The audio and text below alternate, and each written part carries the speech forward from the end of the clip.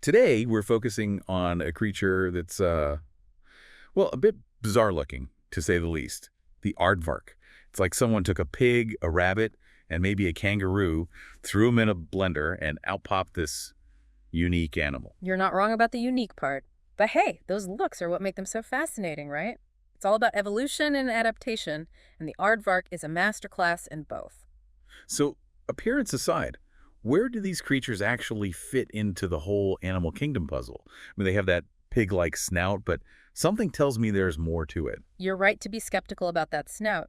They might look a bit piggy, but aardvarks are in a league of their own. They're the only living species in the order Tubulidentata. And get this, their closest relatives are elephant shrews, tenrecs, and golden moles. Talk about a diverse family tree. Wow, okay, so not even close to pigs then. Tubulidentata. Yeah. That name sounds like it has something to do with their teeth, right?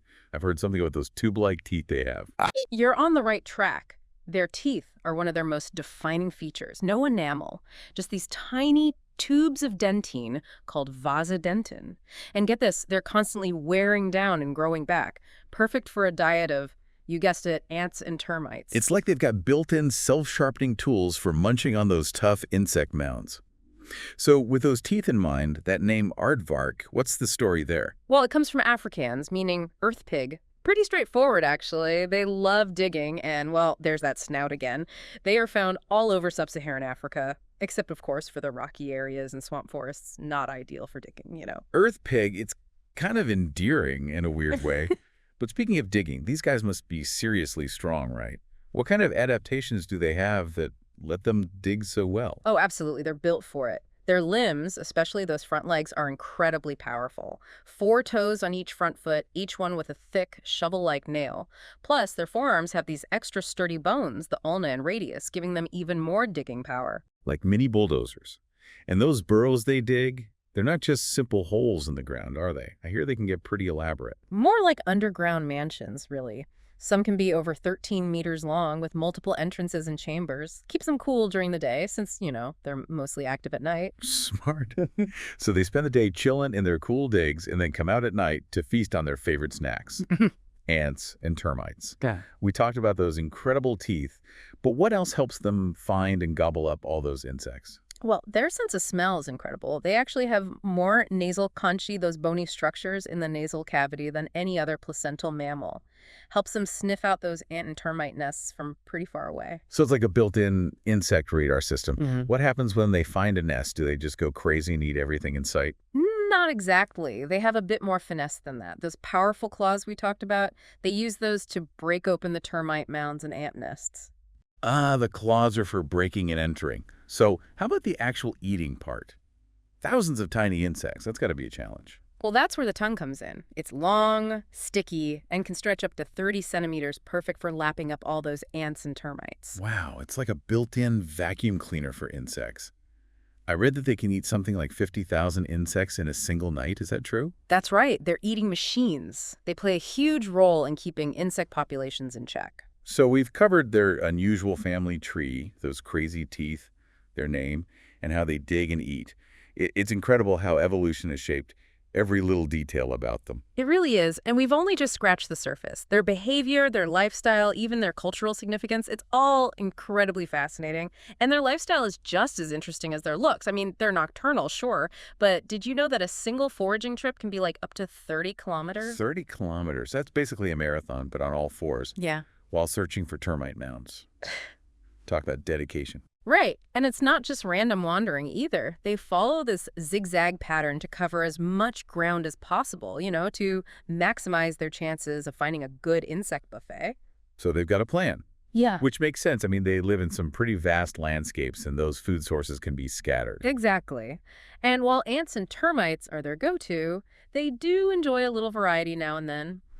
Ever heard of the aardvark cucumber? Oh, yeah. Isn't that a great example of, like, a mutually beneficial relationship? The cucumber grows underground, the aardvark eats it, and then spreads the seeds. Right. The aardvark gets a snack and helps the cucumber reproduce.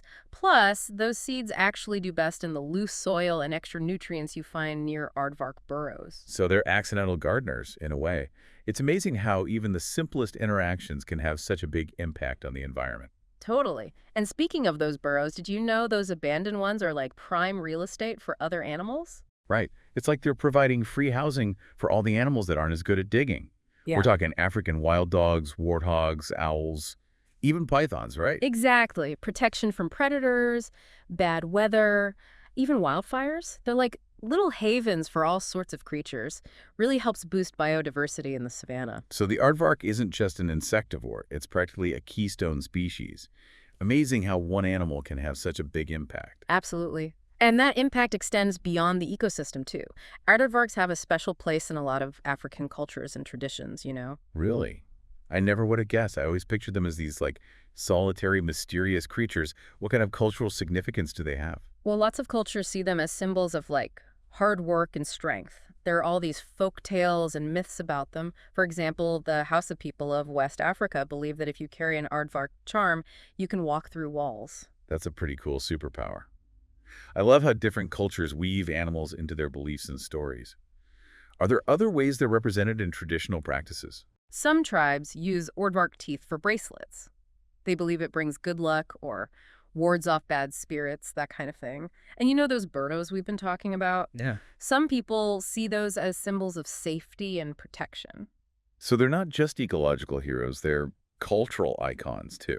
Yeah. Really shows you how important they are in the African landscape. For sure. And when we look at their evolutionary history, it gets even more interesting. They've been around for millions of years, you know? They're the last of their kind, which means they must have some amazing stories to tell about how mammals evolved in Africa. Right. The fossil record suggests they showed up over 55 million years ago. Back then, the whole landscape, the entire mammalian world, was totally different. So they've witnessed some incredible changes. It's like looking through a window into the distant past. Their DNA must have some fascinating clues about their journey through time, right? Oh, absolutely. They're basically living fossils. Their chromosomes are strikingly similar to those of early eutherian mammals, the ancestors of most placental mammals. So by studying their genes, we're learning about the very beginnings of mammals. Exactly. Their DNA is like a time capsule, holding secrets about how mammals evolved and diversified over millions of years. It's incredible to think that these creatures carry so much history within them. It just shows you that every species, no matter how strange or how unfamiliar, has a story to tell. A story that adds to the grand tapestry of life on Earth. Couldn't have said it better myself. And the unaardvark story isn't over yet either. There's still so much to learn about them. It really makes you think, about all the changes those aardvarks have seen over millions of years. And like we were saying, they're not just watching history unfold, they're actively shaping the world around them. It's incredible. But what about the future? What does it hold for these guys? Yeah, that's the big question, isn't it? I mean, we've talked about how resilient and adaptable they are, but they do face some serious challenges. Habitat loss is a huge one, with all the human development and agriculture and deforestation going on. And then there's their diet. They're so specialized that any disruption to insect populations, like from pesticides or climate change, could be devastating for them. Exactly. It's a complex issue with no easy answers. We need to focus on protecting and restoring their habitat, for sure. Right. But it's not just about setting aside land. It's about figuring out how humans and aardvarks can share the landscape sustainably. Totally.